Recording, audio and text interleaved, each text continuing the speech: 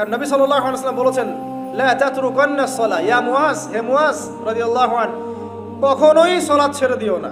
লা তাতরুকান্না সালাতাল মাকতুবাতা মুতাআম্মিদান, কোশ্চিন কালেও তোমার উপর ফরজ সালাতকে ছেড়ে দিও না, কারণ মান তারাকা সালাতা মুতাআম্মিদান ফাকাদ কাফার, যে ব্যক্তি ইচ্ছাকৃতভাবে ফরজ সালাতকে ছেড়ে দেয় সে ব্যক্তি যেন কুফরি করলো। বরেণ্য আলেমরা বলেছেন ইসলামের লিস্ট থেকে নাম কাটা পড়ে গেল যতক্ষণ সে তওবা করে ফিরে আসছে।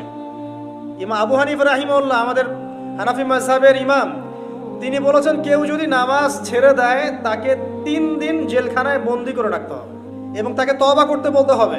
যদি সে তওবা করে তার শাস্তি মাফ, নামাজ আবার সে শুরু করবে। তওবা না করে তাকে ওইখানেই শাস্তি দণ্ড দিতে হবে। আরও যারা ইমাম ছিলেন, ইমাম আহমেদ বিন হাম্বল রাহিমাহুল্লাহ, ইমাম শাফিঈ, ইমাম মালিক, তারা বলেছেন নামাজ যদি ছেড়ে দেয়, নামাজটাকে অস্বীকার করে, নামাজ ইসলামের অংশ বলে মনে করে না, ওকে হত্যা করতে হবে।